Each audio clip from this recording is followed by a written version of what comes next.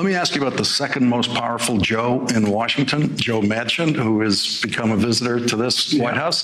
And he's not there with the Democrats, even on everything that's proposed. He's not there 100% on your infrastructure bill. He's trying to work with Republicans to bring Republicans along into something that could be a compromise.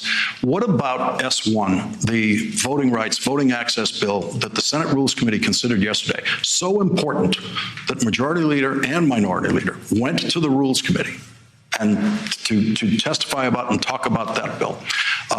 That bill looks like there will be 0 Republican votes in the Senate for that bill. That bill also doesn't fit any reconciliation rule.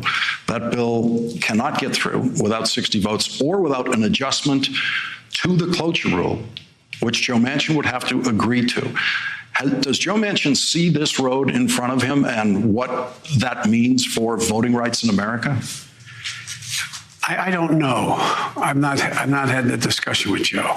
I've been meeting with a lot of Republicans, a lot of, quote, bipartisan groups that have been coming to see me on everything from the overall bill, the families bill that I have, and the caregivers bill, as well as the infrastructure bill.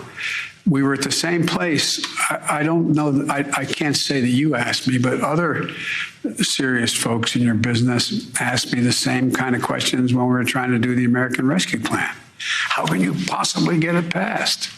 Well, it passed by 1 vote, even though up to the time that vote took place, there were a number of people saying, I'm not going to do it. But look, I have, this is going to sound naive, I have faith in the American people.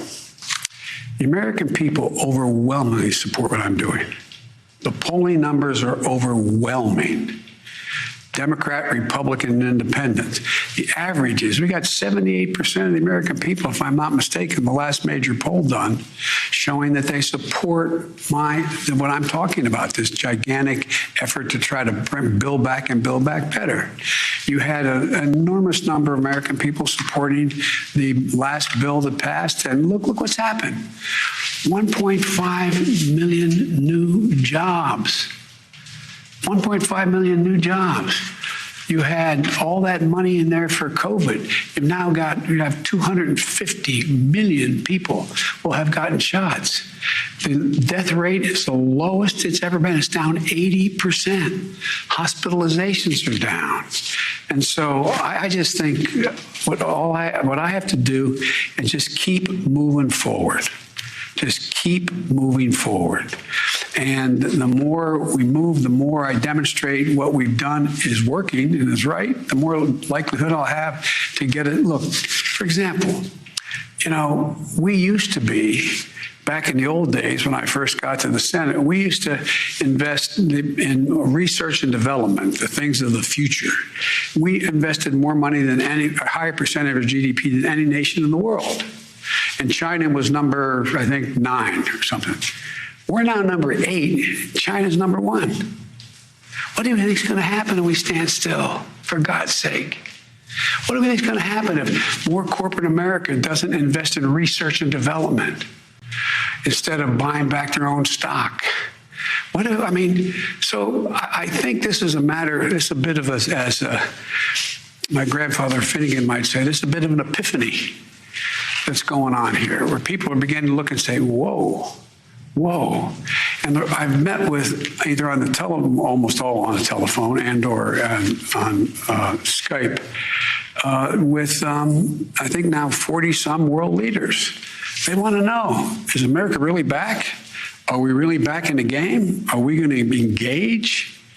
And so I just think, I know this sounds, well, I know what it sounds like.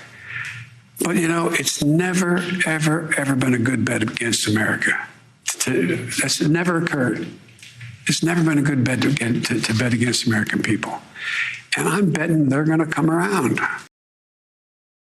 Hey, thanks for watching our YouTube channel. You should know that you can follow today's top stories and breaking news and catch up on your favorite MSNBC shows all in one place. Download the NBC News app today.